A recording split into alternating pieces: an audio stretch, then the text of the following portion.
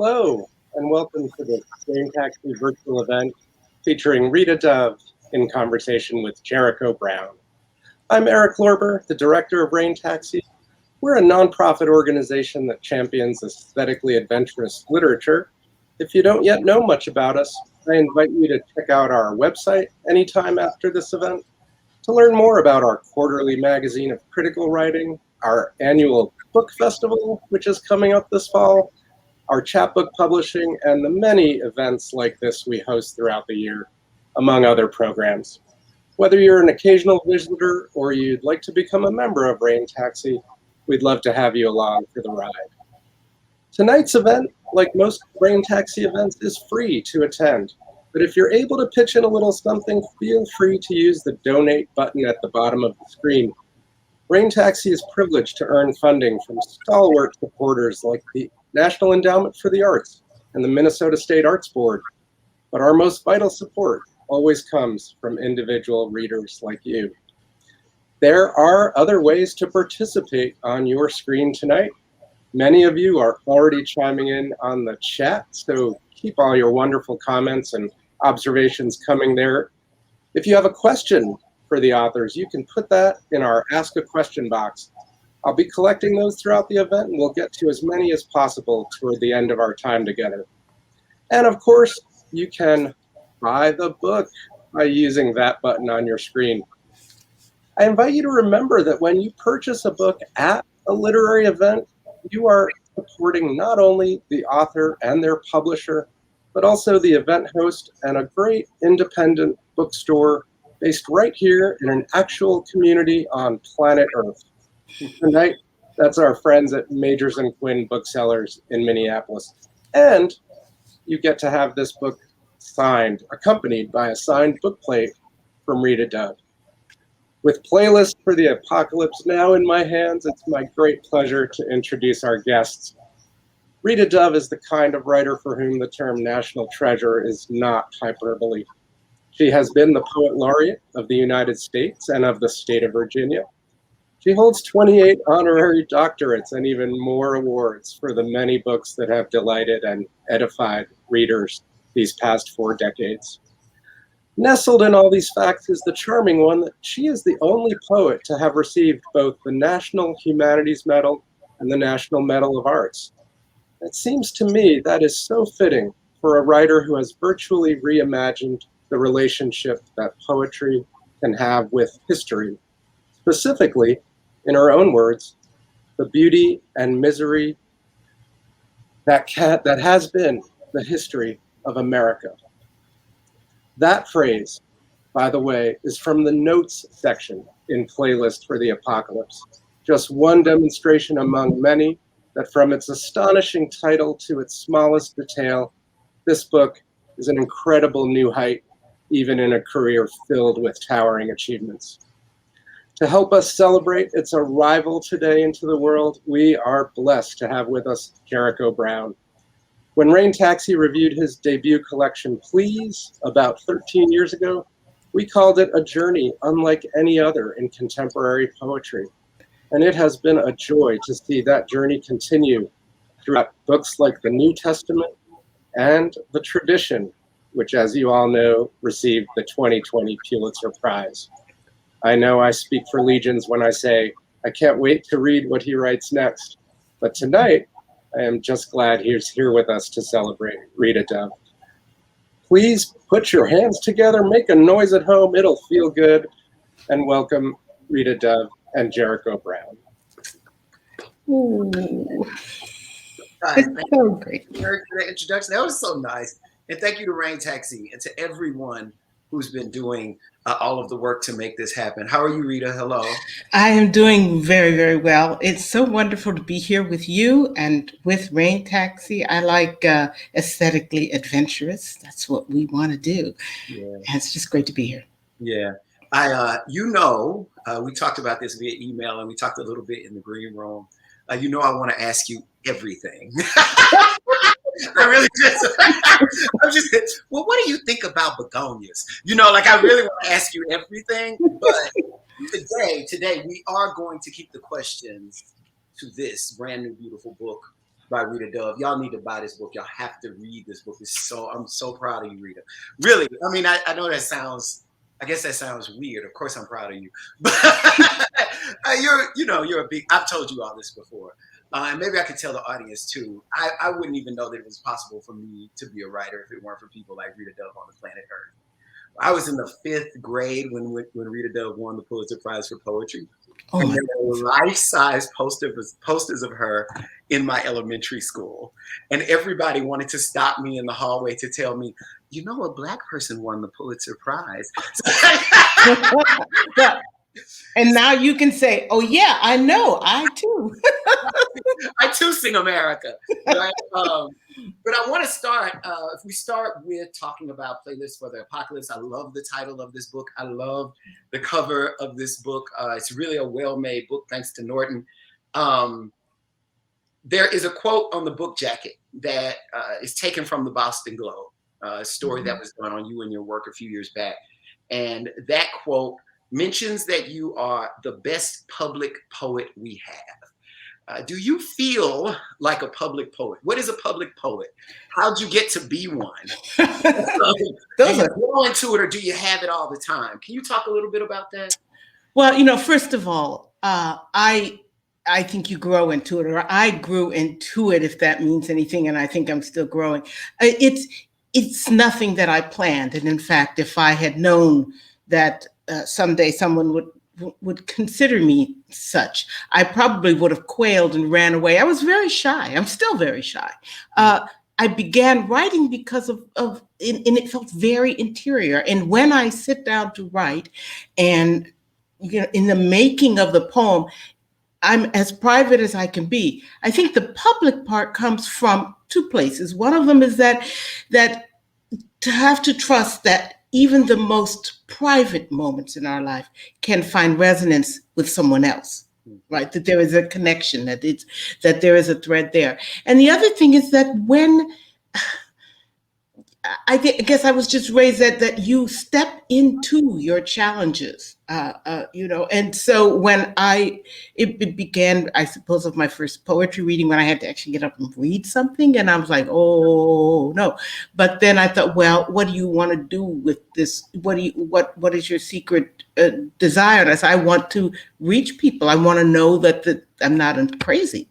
And so that meant stepping to the dais, and then poet laureate. It's sort of like, well, I believed that the interior lives of these people, Thomas and Beulah, meant something. If I believe that, then I have to speak to it. I have to step up to the plate. So it's a gradual thing, and suddenly here I am, a public poet. But I take that badge, it's a badge of honor, I think, because poets, in a way, from time immemorial, were the ones who articulated the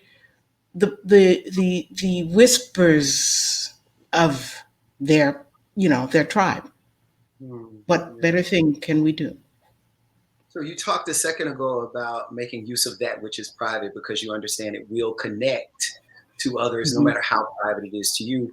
And you've taken a huge leap in this book, in writing an entire section of this book. It's about having MS, which people did not know about. People didn't know that was an experience of yours. Maybe you could, I wanted you to read a poem. I love this poem so much, called Rosary. But maybe you could talk first a little bit about having MS, the decision to keep that between you and your family, your husband in particular, and the decision to finally be public about it in this book. And, if you could please let us know that you're all right. Because I said that, and people were like, I know when I said that, people, Jericho lying. Why he got Rita Dove mixed up? So could you talk about that a little bit? Sure. Yes. First of all, I am all right. I am managing, and that's the main thing. That's what we do in life. We manage. And I've had MS for years, and decided not to say anything publicly, mainly for my parents' sake, who were aging and dealing with some health issues of their own.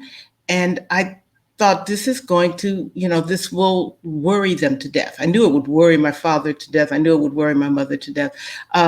And I thought until I could say to them clearly that I am all right, and then I did not want to say anything. My parents, of course, their health got worse. My mother died a few years back, 2 years ago. My father died just this last year. And the book finally got finished. One of the other reasons I did not want to say anything was because at that point, you know how people, they imagine who you are, and then they will read your work through that shield. And the one thing, being such a public person too, I thought I do not want to have to explain of every single poem that I'm all right. I want to be able to write out of my being, human being, and let them judge the poems as they are. I also had to fight to figure out a new way to write, because one of the consequences of my MS is that regular movement sometimes can aggravate it. I can't write by hand for any time really without my hand jerking. So I always wrote by hand. And I had to relearn. I had to figure out a new way of writing. I had to train myself patience to write even slower so that I wouldn't jerk. All of these things took some time. And so it's been quite a few years, over 20, that I've been working on that. That's one of the things. This poem that you've asked me to read, Rosary, comes out of the life, that the rhythms that you develop, that one can develop as you try to struggle with any kind of illness. The number of medications that you have to take, to your time gets calibrated, I guess, according to your dosages and your times for your dosages. So that's where Rosary comes from. And I've never read this poem before, so this is going to be, I'm glad you asked me to read it. Rosary. 1. One tablet, one drop. One tablet, one drop. 1 gram, 1 milliliter, apply, inject. 0.5 tablet, 1 tablet, 1.5 tablets. 1 tablet, 1 drop, 1 tablet, 1 drop. Use as directed. 2. Take, use, place, inject, place, take, apply, place, apply, take, place, take. 3. By mouth, into both eyes, as directed, into the skin, on light spots, vaginally, topically, both eyes, by mouth, by mouth. 4. 2 times a day, 3 times every 6 hours, on Monday, Wednesday, and Friday, daily, nightly, with breakfast. Daily for 6 weeks, take weekends off. 2 times daily for 3 days, for 10 days. 2 times daily, every day, as needed. As needed. Needed. Thank you. Thank you so much. Thank you so much. This diagnosis, you mentioned, you actually give the notes section of this book is another book, by the way. It's really beautiful. I mean, we actually do find out what's been going on since the 90s.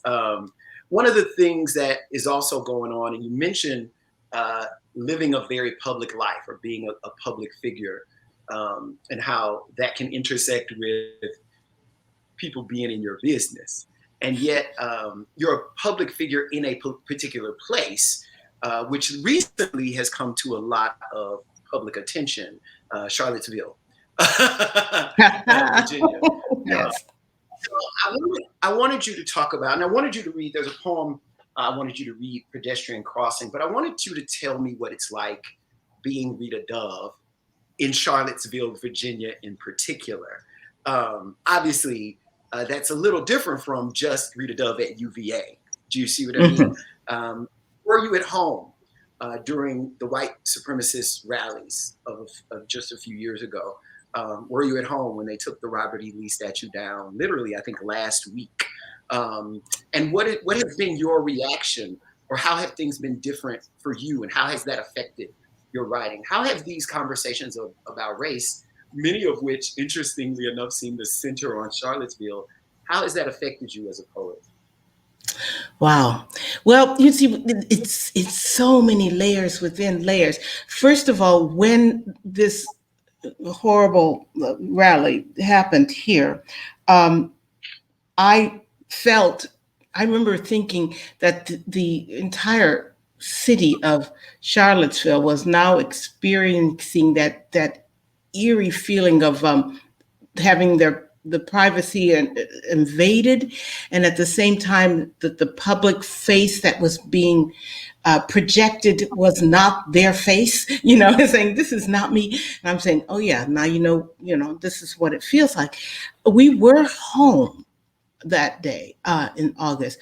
In fact, I had been planning to go. The university had planned a thing that morning, and which had then been canceled, and I was told not to come. And so I thought, okay, then I will not go. And then I heard, because I had decided I'm not going there. I'm not going to the public rally because I was Rita Dove. To be in the public rally would have meant that I would have not been able to do what I wanted to do, which was to be one of the people, but to start giving, talks and things like that. And I turned around and then this incredible tragedy happened. So I was not at the site because I had chosen to be at the university, which had then been canceled. It's all very, complicated. It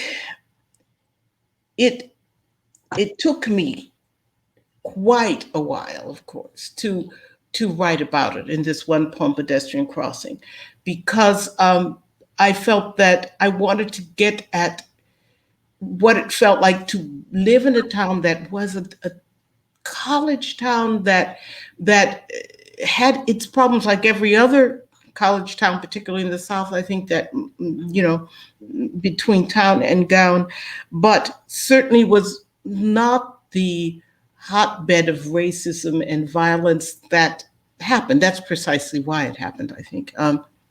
Here, why it was, it was a great target. No one was prepared in the city. But to get at what it is like to drive by that statue, those statues every day, the constant fury that you tamp down because it's all, and so that's what I wanted to get at. And I did not. I thought that to understand how this could erupt like that, and so it takes a long while to do that, and that's why this poem took a while to do. I'm trying to think if I've answered everything that you asked me. I don't know. You can come back and let me read the poem, and then we can talk about it. I love this poem, by the way. Oh, okay. I think this poem's so risky and so voicey in a way where you really put yourself on the line, and it's very smart. I probably have too much to say about it. We only have time. You can talk. It's okay. Let's see. Where is this? I have to find everything now in the book. This is it's awesome. Okay, here we go. Pedestrian Crossing, Charlottesville. A gaggle of girls giggle over the bricks leading off Court Square. We break dutifully and wait, but there's at least 20 of these knob-kneed creatures, blonde and curly, still at an age that thinks impudence is cute. Look how they dart and dither, changing flanks as they lurch along, golden gobbets of infuriating foolishness or pure joy, depending on one's disposition. At the moment, mine's sour. This is taking far too long. Don't they have minders? Just behind my shoulder in the city park, the Southern General still stands, stonewalling us all. When I was their age, I judged Goldilocks nothing more than a pint-sized criminal who flounced into others' lives, then assumed their clemency. Unfair, I know, my aggression, to lump them into a gaggle, silly geese, when all they're guilty of is being young, so far. Now, of course, the statue is down, and both of them, and several of them actually. And we were home, my husband and I were home, but they did it in the early hours, very early. They didn't want anyone to know. And since I am a night owl, and I went to bed at 6, and I think they took them off at around 8. So I woke up to this news, as you know, and it was wonderful news. It was just wonderful news. We've gone by several times, and you kind of go by and look at the void and say, what was that all about? You know? Yeah, it is. That poem has the word minders in it. And I don't think I've ever seen that word in any poem in my life. It's the smartest use of the word, using a word that, that word has so many meanings. Mm-hmm. And in the moment, it ends up having so many meanings for the speaker and for those little girls that the speaker is looking at in that poem. It's really smart. You mentioned this thing also about when you answered the question about how you go to sleep late at night. Could you talk a little bit about that? I like to tell people this story. Years ago, you and we did an interview together. I was asking you some questions, and I would send you a question, you would answer. I would send you a question, you would answer. And I was feeling all this shame because I work. I mean, I generally work at 2 or 3 or 4 o'clock in the morning. So I was sending Rita Dove emails. I was really just out here looking at the email address all day, like, whoa, I got Rita Dove's email address, So I would send Rita Dove an email at 2:45 in the morning thinking, oh, she'll answer it later in the day. And then I would do some other work. And then I would hear my email go off, and I would see the answer back from her at 3:07. You're going, what? I would type another question, and then I would see the answer back from her at 4 in the morning, and I was like, "Oh, I'm working with Rita Dove tonight. We having a study session." Can you talk about? Because people love to ask about process. So will you talk about that? I think it's really useful to hear because I felt so much better about my own life as a writer. It's so interesting, isn't it? We've been trained that if you don't do a 9 to 5, you don't rise with the sun or whatever, that you are lazy, that you're not doing anything but having fun at night. And yet I've always been a night person, and so I felt that incredible guilt too. I mean, for years when I was a young poet, I was trying to set my alarm so I could get up in the morning, and I was like, just kind of bleary-eyed, wasn't doing anything, writing very slowly. And then I had a very smart teacher tell me, why don't you just look at the way that you live your life and pick the best time for you personally. In other words, I clicked my body and I realized, oh, that's easy.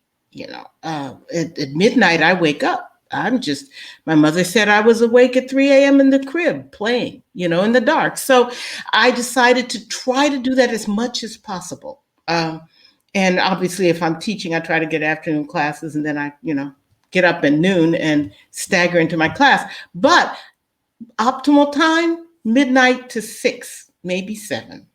The sun comes up and I feel like it's time for me to go to bed. And I've stopped feeling guilty about it. I relish it, but it's still, people imagine, they send you an email, it gets there at 10:30 and they don't understand that you don't answer it, or they think, and I still have people say, oh, so you You slept till noon. Oh, that must be nice. I said, no, it's not nice. I got less than 6 hours of sleep and I'm tired. But I learned to stand up for it. No, it's the way it makes sense if we think about it. If you're writing, yes, you're writing with your mind and you're writing with your soul and your spirit, but your body is the conduit, and it's got to be primed just like an athlete's. So you do it when your body is happy. Yeah. I feel like I can get so much done in the middle of the night, in the early morning hours. Nobody's around. I can't be distracted. Everybody else is asleep. Mm-hmm. Sometimes I'm upset about the friends that I've made in the UK and in West Africa, because suddenly they might interrupt my time. But other than that, I'm pretty good. So I appreciate it. This book is full of gorgeous odes. There's a section of odes, a sort of very subversive section of odes, and we could talk about that. But there's an ode to the 90s that I love in this book. It's called Worldwide Welcome. I think it's on page 68. And I was wondering if you could read it and talk a little bit about the section that it's in. All of the titles from this section are from the poem that accompanies the Statue of Liberty. And so I wanted to talk a little bit about that relationship and what led to the writing of these particular poems. But we've been pretty heavy. So if you read this ode to the 90s, I think that'll lighten things up. Okay. And I was like, hey, Missy. Well, let me read the poem first so we can all lighten up, and then I'll tell you about where it came from. It's okay, here it goes. Worldwide Welcome. Ninth Testimony, the 1990s. Hubba bubba bubble tape. Chicken pita wrap to go. Pop rocks, push pops, dipping dots. Oreos. Beanie babies by the handful, wool or pleather, felt or straw. Mood rings for internal weather. Wonder bra. Page my Palm Pilot when you're done. I'll cut through the traffic mess and pull up curbside in my Saturn.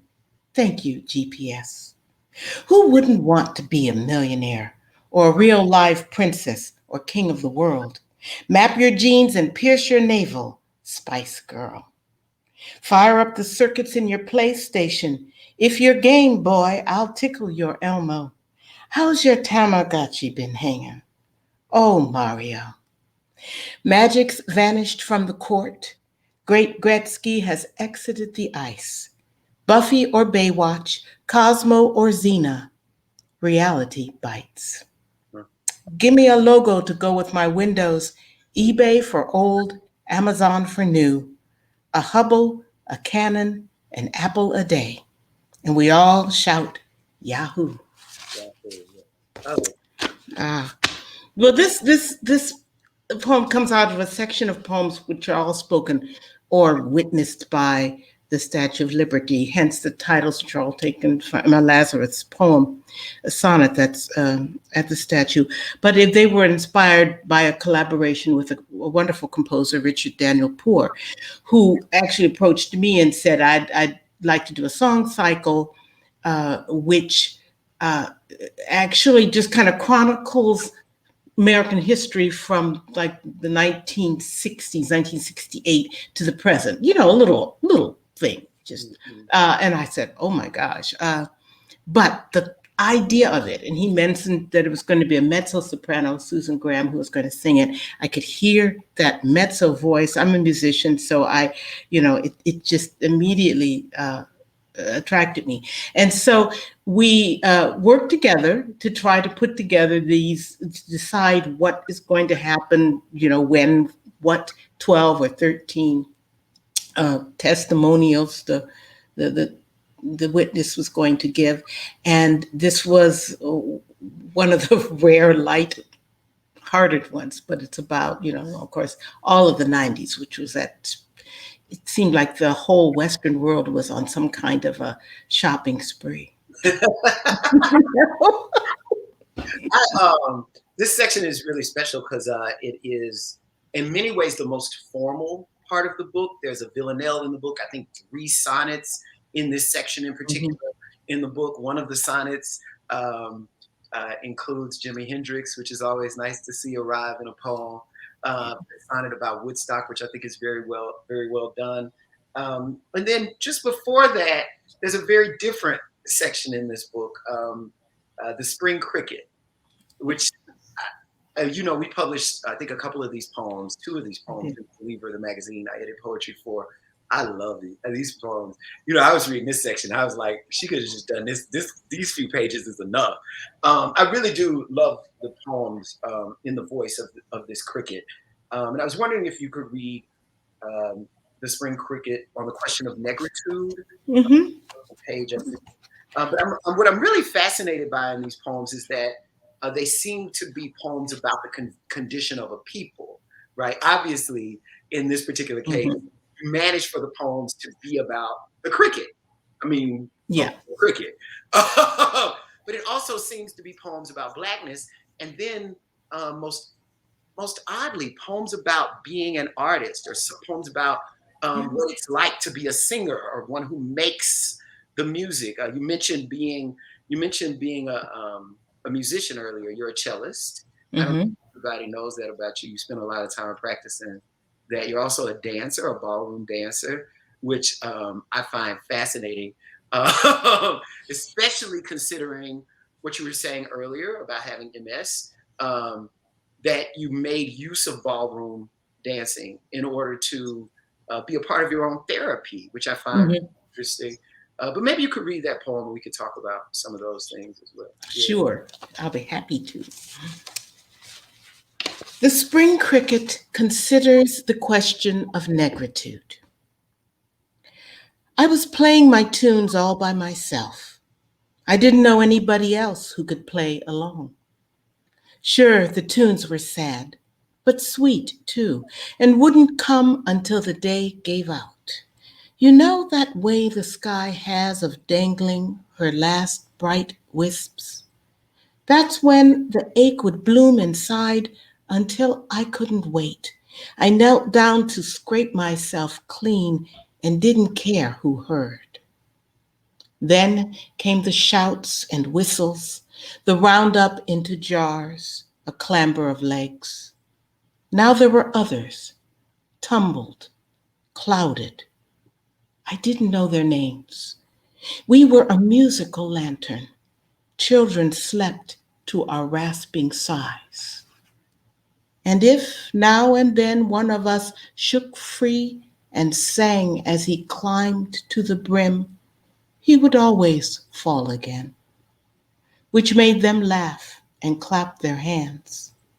At least then we knew what pleased them and where the brink was. That's great. Good poem.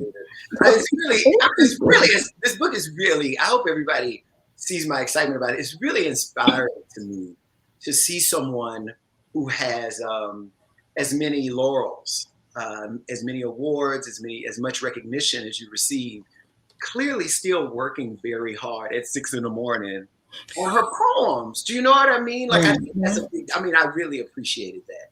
I love that poem. Maybe you could read I didn't tell you this, but maybe you could read the Hip Hop Cricket too. To take another little look at it. Yeah, these cricket poems all came about because my daughter, when she was about three and a half, something like that, used to go around the house in a sing-song saying, "Nobody loves me but the spring cricket." And she had just kind of made up her spring cricket and then wouldn't accept our love. And, so I began this, I took her cricket. And I said, okay, here, hip hop cricket. This hood's vast, and I'm its chief sentinel, a natural born horn. I'm a clarion nation, the itch in heaven's evening close. Where I'm from ain't no my bad. I am bad. That's truth. So pony up, falsettoed crotch grabbers, you whistling wannabes, and listen to what's real. I don't have to touch it to know that it's there. Amen. Bless God. Bless God. I don't have to touch it to know it's there. No, these lines, those are great lines. Lay down and scrape myself clean. Come Ah. on, Rita, you might want to write today. So we were talking a little bit about form. I wanted us to read the Declaration of Interdependence. Do you mind if I read it with you? Oh, I think that would be fantastic because this is a poem that I could not figure out. I want to read so badly, and then thought I can't do this without sounding like some, you know, impersonator or bad comedian, because it has two voices and they're distinctly talking to one another. So let's see, where is this poem? I'll be happy to read. Oh yeah, there it is. Yeah, let's do it together. Can you hear me? I can't hear you. What's happening? Can you hear me? Somebody? Yeah, hi Rita. We can hear you fine, and Jericho's doing the right thing by leaving the feed and coming back. That's Okay. probably gonna fix the problem. Meanwhile, why not pick another poem and lay it on us while we wait for him to get All sorted? right. Uh, Okay. Let's see. Well, I'm thinking that let me talk a little bit about where this poem, assuming we're going to be able to do it, comes from. It comes from a section of poems that are reconsidering the concept of ghetto. And the word ghetto, of course, it came from the first incident of it, I think, was in the 16th century when the Jews of Venice were relegated to an island where they used to deposit all the slag from the foundries. And the word get, does come from the Italian word for foundry. And so that's the first incidence of it. And the task that was given to me actually by a wonderful man named Shaw Bassi at the University of Venice was to consider all the ideas of what a ghetto is: interior, exterior, contemporary or not. And so, and not to confine it to the Jewish ghetto, but to ghettos all the way up to now. So the poem that Jericho and I are going to read is going to be a more contemporary poem, though one voice is clearly the voice of the Jewish person, and the other one is an African American. And while we're waiting for him, I will read another poem from that section, which is called Orders of the Day. And this one has to do with the young, with the children who were in one of the concentration camps, Terezin or Theresienstadt, and they the parents tried to get them to tried to teach them, even though they were in the concentration camp, so they would actually be hidden in rafters and have class. Orders of the Day. After the bellowed call to rise, the cold dribble wash up before making our cots. After chores were dealt out as we crumbled bread into sour cabbage, then fell in line to be totted up, numbers matched to fates. There was a moment. Before the scramble to class, lookouts posted below the attic hutch, no more than a flicker, a bright, brutal remembering. When we became ourselves again, cowlicked and plaited, flush with pocketed apples or tucked away sweets. We were not hunched in rain being counted or shivering under rafters trying to keep pace with our dreams of the outside world. We were merely children. And that brief forgetting, that raging stupor we tried to hold quiet in our heads as if in a brimming goblet until the day lurched upright, barking its orders, was either the most blissful or shattering instant we would live through on earth. This hard and sullen earth we no longer recognized, but would sooner or later commit our souls to when at last our bodies crumbled into their final resting place. Oh, that's so beautiful, Rita, and one of my favorites in the book, actually. Um, it makes me think you have drawn the sort of classical world of Europe into your poetry before as well, and um, I wonder if you'd talk a little more about where that comes from. Maybe is it partly your background in classical music, or? Well, yes, and yes, yes, yes. I mean, all of the threads that converge in one's life, or that intermingle and make the garment that you wear. It's easy to see them looking back, but of course, going forward, I couldn't. I did start out playing the cello thanks to a musical education, program that let us learn instruments in elementary school, and I chose it because the name sounded great, which should have told me that I was going to be a poet, but who knew? Um, but I also fell in love with this music, and I think that music, in an interesting way, led me also to start to study German, because there were so many wonderful German composers.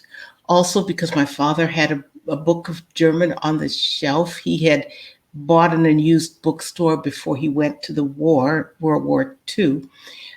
So because he said he wanted to learn the language of the enemy, and I couldn't read that book, so I signed up for German so I could read that book, which happened to be a book of poems, Schiller's Song of the Bell, and that it just all kinds of rolls together. I was on a Fulbright to Germany. Hi, Jericho, and I was on a Fulbright to Germany, and then because of that, my German got better, and that meant that when I was in grad school, I volunteered to translate a German author who was at the International Writing Program in Iowa, who is now my husband and has been ever since then, Fred Fiban, which means that we also spent lots of time in Europe. And so there it is. There's that European connection all the way from that cello.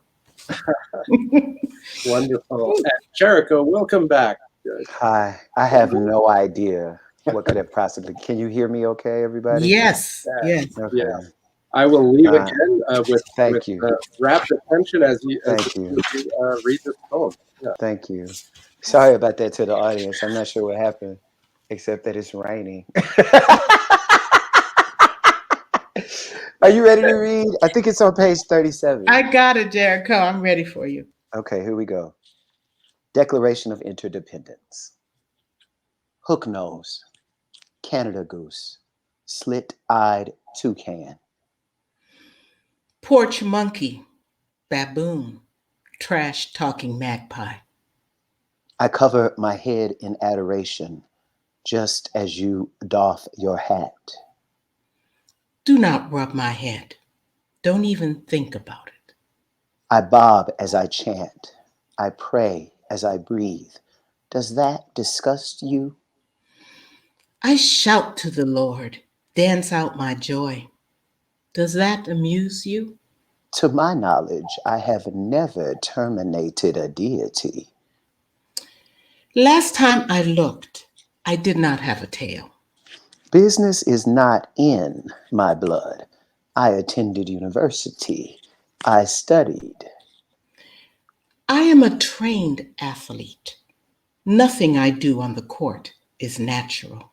Matzo is not a culinary delicacy. There wasn't a menu. Fried chicken will kill you just as easy as the Colonel.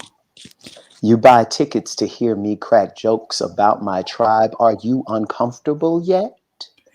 Suddenly you're walking up the same street I'm walking down. Are you frightened yet? You laugh and forget. I laugh and remember.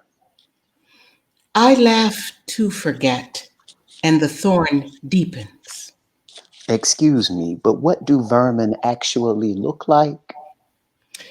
Raccoons are intelligent, curious, and highly industrious.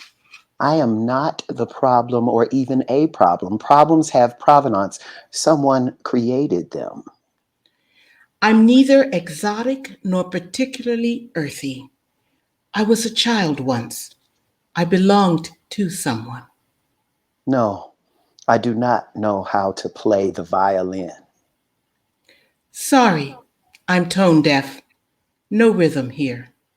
Bagel dog, Bronx Indian, Beastie Boy. Buckwheat, burrhead, banjo lips.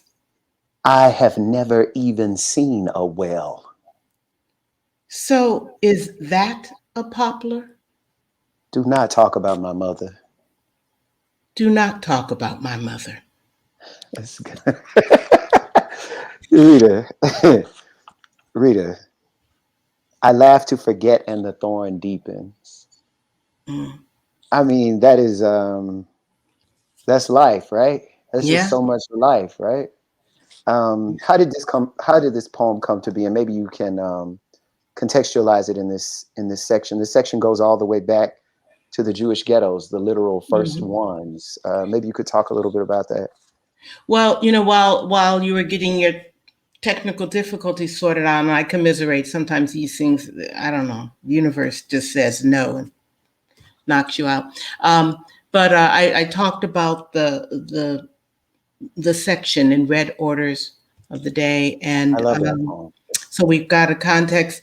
And with this one, as I moved chronologically in this section through various ghettos, and of course I had to, I was moving out of the Jewish ghetto and concentration camps, and I thought, that kind of understanding that very often, especially starting in the 30s or so, between Jewish Americans and African Americans, are just like, I know where you are, I know where you've been, and also some of the clashes that I said, I want this dialogue, I want it. And so I began to, I don't know, those voices just started talking to each other, and this is what happens. And I could have gone on, but it was getting too depressing, frankly. Well, I want to get to questions, but I was hoping you could read just two more poems before we Okay. get to questions. Sure. And I hope people forgive me the time. I wanted to hear Eurydice Turning, and I was hoping you could follow that with Ode on a Shopping List. We started this conversation in many ways talking about your parents. And so it'll be good for us, I think, to end this conversation with these poems Okay. about your parents. Thank you so much, Rita, for doing this. This is great. Thank you. It's been really wonderful. It has Yeah. been. And I'm looking forward to the questions too, but I will read these two poems. Eurydice, Turning. Each evening I call home and my brother answers. Each evening my rote patter, his unfailing cheer, until he swivels, leans in louder. It's your daughter, Mom. Want to say hello to Rita? My surprise each time that he still asks, believes in asking. Hello, Rita. A good day then, the voice as fresh as I remember. I close my eyes to savor it, but don't need the dark to see her younger than my daughter now, wasp waisted in her home sewn coral satin, with all of bebop yet to boogie through. Hmm. No wonder Orpheus, when he heard the voice he'd played his lyre for in the only season of his life that mattered, could not believe she was anything but who she'd always been to him, for him. Silence, open air. I know what's coming. Wait for my brother's, okay, now say goodbye, Mom. And her parroted reply, goodbye, Mom. That lucid, ghastly singing. I put myself back into a trance and keep talking. Weather, gossip, news. Mm. And I'll end with this one. Ode on a shopping list found in last season's shorts. Wedged into a pocket, this folded paper scrap has been flattened to a pink tinged patch. faint echo to the orange plaid cotton shorts that even back then barely cupped my butt. Milk tops the chart, then bottled water, crackers, paper towels, staples bought in bulk, my husband's jurisdiction, meaning we must have made several stops together. Then why is Home Depot scratched out, but not the light bulb we would have found there? Batteries for him, styling gel for me, emery boards, wasp spray, glycerin for shine. What contingencies were we equipping for? Why were we running everywhere at once? And now I see it. Ritter Sport, Almond Joy, Mars bars and Neckos for the father whose ravenous sweet tooth was not what finally killed him. In the summer of that last birthday, who could have known there would be no more road trips to buy for, no place to go but home? I'll never wear these shorts again. Hmm. Thank you so much, Rita Dove. Oh, Thank you for these poems. Thank you. Thank you. Eric's going to come to us and we'll hear questions from the audience. Oh, you will indeed, and there are some great ones. But first, thank you to you both. Thank you. What a treat you have given us today. And let me take a quick minute to remind folks that you can purchase playlist for the apocalypse by just hitting that buy the book button on our site. And as you've been hearing, what a difference it'll make in your life. So many questions are fascinated with this title, Rita, and so I'm going to ask those and ask you to unpack it for us a little bit. One person is asking, where are you going with this apocalypse word? That sort of always has this classical double meaning of the end times and the revealing of something. Mm-hmm. Yeah. So well, thank you for answering that question, because that I did want that double-edged sword. It's a sword of destruction, but also the sword of enlightenment, the sword of righteousness. I don't know. I feel that the words of apocalyptic and dystopia, all of these words have been bandied about, and here we are kind of living through something like that. The playlist, I think, is essential to the title, because it isn't saying that it's going to save us. But what it's saying is that this is something that'll help you get along as you go through this apocalypse. So I did not intend it to be entirely, this is the end of days. But it also could be the way in which we look at how our end of days could be, right? If we didn't think about it clearly. I felt that the poems were something that could be kind of accompanying the reader as they work through their lives, as they live their lives. Not something that is a refuge necessarily, though some will be. Not an escape, not ever an escape, I guess. And some you can laugh for a moment, and then that thorn deepens, but a way of which we can bear it, because there are other people who also feel the same way. And so it's a playlist. It's the music that you hear. Also, that I think that I wanted to pay homage to the way in which music informs these poems, and informs them the ways in which they work. Beautiful. And this next one is going to really follow up on what you've been talking about. Someone's picking up on how exploring different forms creates liberation for a poet.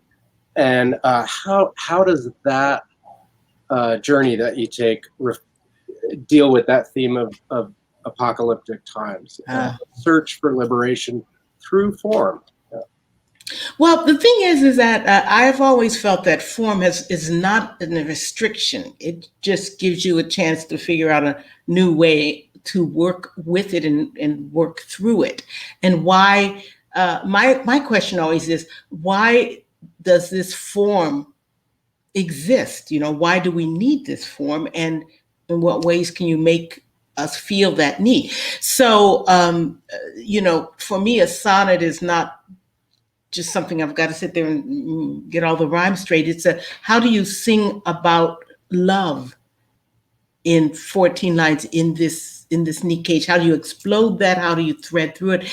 And Villanelle's, well, I could go on forever and I won't do that. But so in these times that we're living in now, where there are 1,000 rules, and there are rules which are a matter of life and death. So we have a choice. We can sit here and we can complain about it and say, oh, no, you know, my poor life, you know, this is not the way I imagine it. Or we can figure out a way to sing in those chains, you know, like the sea. We can figure out a way to enjoy what we have here and to feel it intensely. The other way is a waste. It's a waste. Yeah. Yeah. Wow. And Jericho, I'm going to want you to chime in on this one too, because like Rita, you have book titles that just reach out and grab the reader.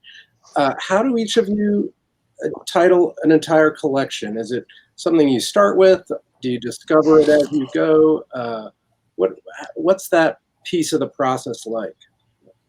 Well, I do want to say about Rita's new book. I felt that when I hear the word playlist, it just seems to me I should look this up to make sure I'm right about this, but it seems one of the most contemporary of words. Do you know what I mean? Mm-hmm. And there's something about the word that I think is really getting at the contemporaneity of this book. This book is very much about now, even as it looks back. It's looking back at times that were horrible in certain ways and showing us, well, if those times were survived, maybe these times could be survived. It's also looking back to say, why are you surprised? If this happened, if that happened, of course this is happening. Yeah. You know what I mean? So playlist, I love that word as a part of the title of this book for that reason. And for me, I don't know, you know, it's a hard question about titles. We'll see if I could ever write some more books. We'll see if I keep up with it. But it's an interesting thing. I always want a title that I'm afraid of. I always want to title a book the riskiest thing I can possibly title it, because that's what I came here for. That's what I love about the poems and the books that I read. They take certain risks. And I think in order to make what we make, you have to be willing to go all the way. You cannot be a poet half-stepping it. You can't do it. Here. And the tradition, I mean, this title is so talk about going out there and saying, this is mine. And then you remake the tradition with the duplexes and epics. Yeah. Oh, Rita. Thank you. Rita, someone is saying that your poem, after reading Mickey in the Night Kitchen for the third time before bed, made them want to be a poet. And they want to know, is there a poem that did that for you? Wow. It's It's a great question. a great question. And I'm just sitting, you know, gosh. Well, there's several. Let's go back. The Poison Tree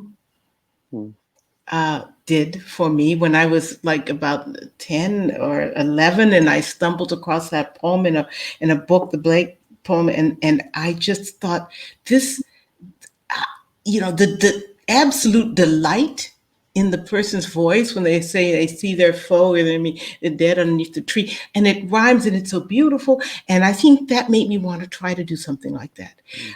Later in life, there were other ones that made me, you know, want to be a poet, but always there was this music. I mean, Plath's daddy, Langston Hughes, you know, all of Langston Hughes actually, and you know, Gwendolyn Brooks. there was something in the way that they used it. Moved from the pace of Blake to the jazzier rhythms of Hughes, to the way that Brooks would take something and just kind of turn the language, a little syncopation here or there. These things all make me, I don't know. Yes. So that was many poems, but the first one was Blake. Mm. Beautiful. We could go all day, but we are at a very nice time to stop. I want to thank you both again for celebrating the publication day of Playlist for the Apocalypse with us here at Rain Taxi. I want to invite all our viewers to come back and join us again. Later this month, we'll be celebrating a new novel by the poet Honoré Fanon Jeffers. And we have many exciting things planned for fall as well. So please visit again. Meanwhile, to you both, blessings and good night. Thank you. Thank you so much, Eric. Thank you, Rita. Thank you. Beautiful Thank reading you. tonight. Thank you. Thank you for these poems. Thank you. Thank See y'all you. later.